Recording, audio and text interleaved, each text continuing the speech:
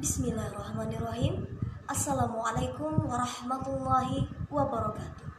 Baik, di sini saya akan menjelaskan mengenai tentang beberapa hadis, yaitu ada hadis iman, hadis persaudaraan, hadis ikhlas beramal, hadis tingkah laku terpuji dan tingkah laku tercela, dan larangan menimbun barang pokok. Baik, Bismillahirrahmanirrahim. Di sini saya akan menjelaskan hadis tentang mengenai iman, yang dimana yang saya ambil salah satu hadis yaitu rasa malu sebagian dari iman, yang bunyi hadisnya Allahu alaihi wasallam dahu fa inal haya'a minal iman, yang artinya hadis riwayat Ibnu Umar radhiyallahu anhu bahwa Rasulullah Shallallahu alaihi wasallam berjalan melewati seorang sahabat dari Ansar yang saat itu sedang memberi pengarahan kepada saudaranya tentang malu. Maka Rasulullah Shallallahu alaihi wasallam bersabda, biarkan ia begitu karena sesungguhnya malu adalah sebagian dari iman. Baik, penjelasan mengenai iman. Seseorang yang mempunyai iman bukan sekadar mempunyai rasa malu, akan tetapi dia sadar bahwa seorang hamba itu adalah untuk menjalankan perintah Allah dan menjauhi larangan apa yang dilarang. Di sini saya mengambil salah satu contohnya adalah sholat 5 waktu, yang dimana sholat 5 waktu ini seseorang hamba ketika dia merasa dia mempunyai iman, atau dia bahwa kewajibannya itu memanglah hal harus yang diwajibkan oleh Allah dan menjauhi setiap larangannya. Akan tetapi seseorang yang tidak mengerjakan sholat 5 waktu, tetapi dia merasakan rasa aman saja atau rasa tidak bersalah, itu adalah salah satu keimanannya bisa dipertanyakan. Hal itu bisa dipertanyakan karena apa? Seseorang hamba ketika mempunyai rasa iman atau mempunyai iman, merasa pastinya kalau misalkan tidak menjalankan suatu kewajiban dari Allah, dia merasakan rasa ada aja yang kurang. Akan tetapi orang yang tidak merasakan rasa kekhawatirannya karena dia tidak mengerjakan apa yang dikewajibkan oleh Allah, itu adalah salah satu imannya bisa dipertanyakan. Baik, mengenai rasa malu, contohnya seorang laki-laki dengan seorang perempuan, kebanyakan mempunyai rasa malu adalah seorang perempuan, karena kudrat dan iradatnya bahwa seorang perempuan itu haruslah mempunyai rasa malu yang tinggi. Karena apa? Seorang perempuan itu haruslah menutup auratnya, harus mempunyai rasa malu. Kita baik begini, perempuan itu kudrat iradatnya adalah rasa malu yang tinggi. Akan tetapi kita lihat dari zaman sekarang, maraknya misalkan di aplikasi, contohnya aplikasi TikTok, yang dimana kebanyakan pengisinya adalah seorang perempuan, yang dimana dia menggerakkan tubuhnya, tidak ada rasa malu, dan dipublikasikannya ke dalam internet, dan itu banyaknya akhwat yang melihatnya. Itu adalah salah satu rasa iba kita sebagai perempuan melihat hal seperti itu, malunya. Ada juga yang berhijab, dia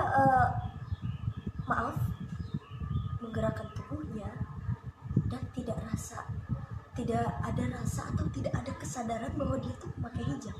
Karena fungsi hijab bukan berarti menutup rambut atau menutup aurat, akan tetapi mengingatkan, menjaga perilaku kita sebagai umat Islam, sebagai muslim, bagaimana untuk menjaga perilaku, menjaga kesopanan kita, yang dimana hijab bukan berarti menutup aurat saja atau menutup rambut saja. Nah, salah satu ayat Al-Quran yang artinya kenapa kebanyakan wanita yang mengisi neraka itu disebabkan salah satunya contoh yang saya sebutkan tadi. Namun dari sini kita tidak bisa menyalahkan satu sama lain. Akan tetapi di sini saya menyampaikan kesadaran diri sendiri sebagai muslim harus mempunyai rasa malu yang besar, terutama seorang perempuan. Baik, masuk ke pembahasan mengenai persaudaraan, yang dimana salah satu hadis yang berjudul hadisnya memelihara silaturahmi, yang bunyi hadisnya hadisu Azbini Maliki radhiyallahu anhu qala sami'tu Rasulullah sallallahu alaihi wasallam yaqala man sarada ayub soda lahu rizqah uyun sa'ul lahu fi asurihi kul yasil rohima. Yang arti hadisnya, Anas bin Malik radhiyallahu anhu berkata, saya telah mendengar Rasulullah sallallahu alaihi wasallam bersabda, siapa yang ingin diluaskan rezekinya dan dilanjutkan umurnya, maka hendaknya menyambung hubungan famili atau kerabat. Hadis riwayat Bukhari Muslim. Baik, penjelasan mengenai memelihara silaturahmi ini. Seorang hamba patut hukumnya untuk memelihara silaturahmi. Karena apa? Contohnya salah satu kita bertetangga, harusnya saling menjaga silaturahmi, saling sapa menyapa, saling senyum, atau saling bekerja sama, atau saling memberi satu sama lainnya dalam contoh makanan. Nah, baik, menjaga silaturahmi ini bukan sekedar menjaga silaturahmi yang seperti apa, akan tetapi menjaga silaturahmi ini ketika kita seorang hamba ingin membukakan rezeki yang baik, seperti mana hadis yang dijelaskan tadi. Kata Rasulullah, barang siapa yang ingin diluaskan rezekinya, maka peliharalah silaturahmi dengan kerabatnya. Nah, di sini bahwa kita pahami bahwa seorang hamba harus patutnya menjaga silaturahmi dengan baik, bukan sekedar dengan tetangga, salah satunya dengan teman sekolah, teman pengajian dan lain sebagainya. Setiap muslim harus menjaga silaturahminya dengan erat, maka insya Allah rezekinya akan diluaskan oleh Allah.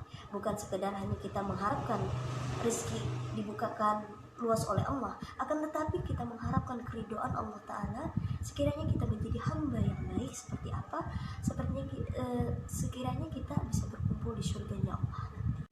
Baik, masuk ke pembahasan selanjutnya, yaitu hadis mengenai ikhlas beramal. Salah satu hadis di sini saya mengambil mengenai tentang syirik atau riya. Yang punya hadisnya An Mahmudi abni qala Rasulullah sallallahu alaihi wasallam in ahwafa ma'anfu alaikumus siriqun saffari'a kharajahu Ahmad bi isnadi hasan. Yang artinya dari Muhammad bin Ladid, ia berkata, telah bersabda Rasulullah sallallahu alaihi wasallam, sesungguhnya sesuatu yang paling aku takuti atas umatku adalah syirik kecil, yaitu riya. Dikeluarkan dia oleh Ahmad dengan isnad yang hasan. Baik, mengenai penjelasan tentang ikhlas beramal. Seorang hamba ketika beramal haruslah niatkan semuanya itu karena Allah Ta'ala, bukan sekedar ingin ria atau ingin pamer atau mau menunjukkan bahwa saya adalah orang kaya, bahwa saya baru ini loh bersedekah loh atau apa. Jangan seperti itu. Karena apa?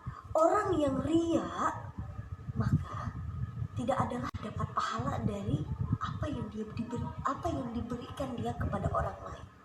Maka harusnya kita sebagai hamba haruslah ketika kita beramal, memberikan sedekah atau lain sebagainya, memberikan kepada orang lain, niatkan semuanya karena Allah Ta'ala. Karena setiap apa yang kita kerjakan itu adalah imbalan pahala kita, dan hanya Allah yang bisa membalasnya.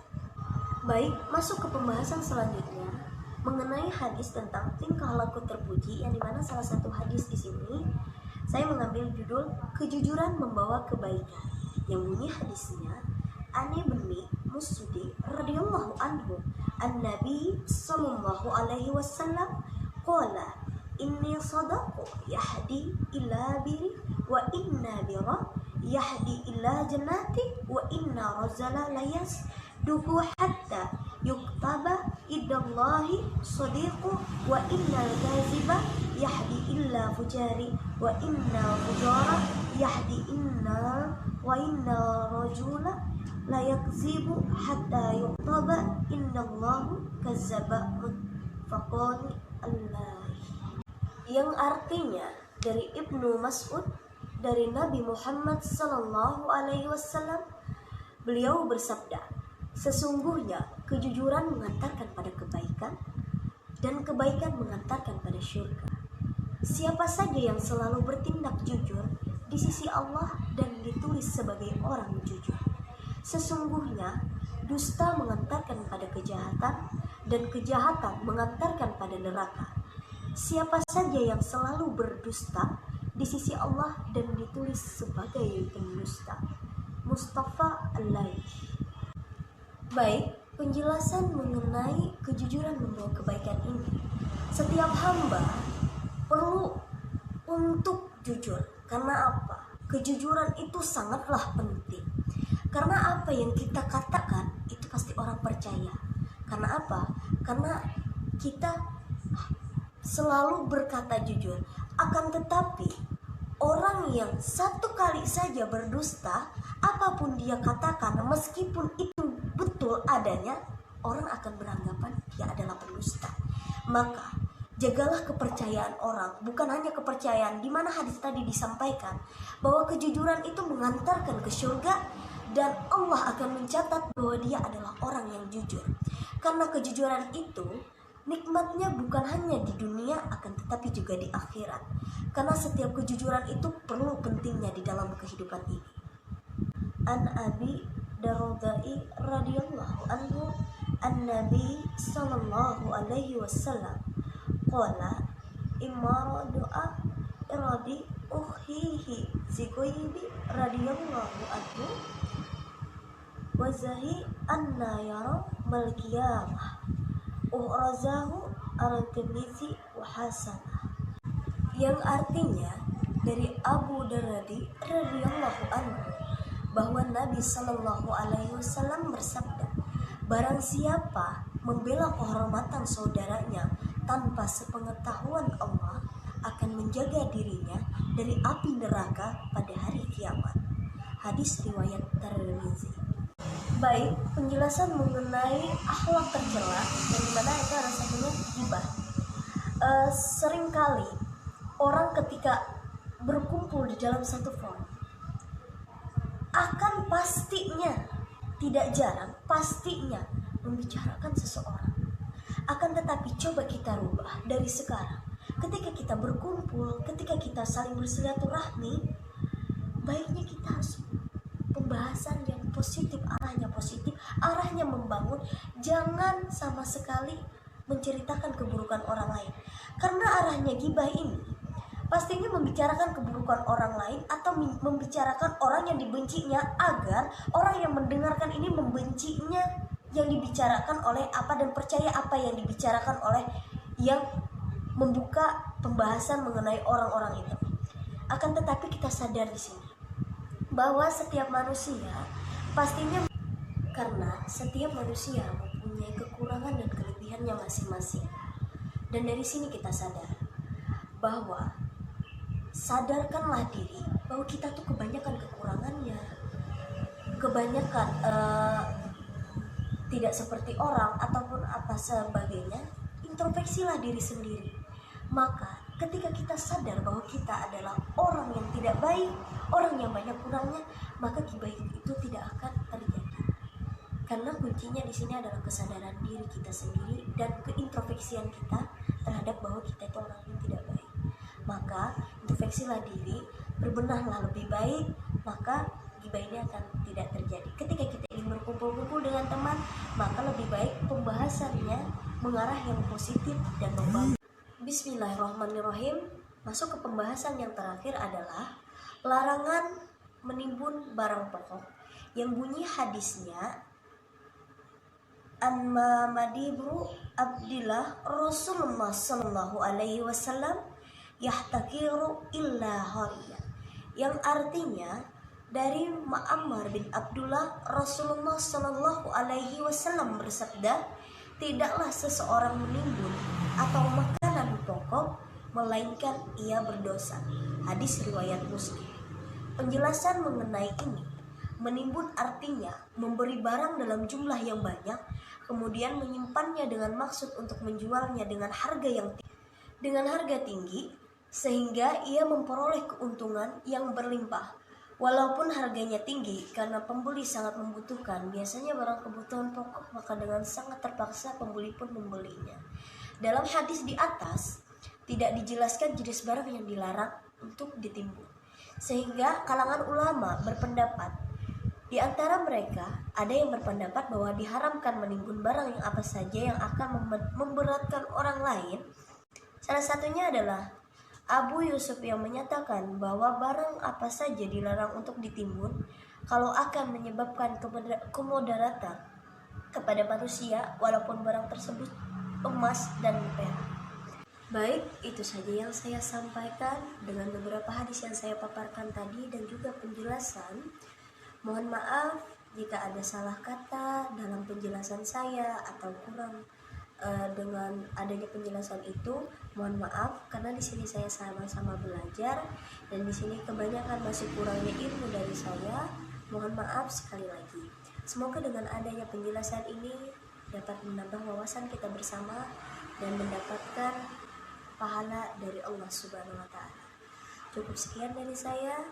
Saya akhiri. Wassalamualaikum warahmatullahi wabarakatuh.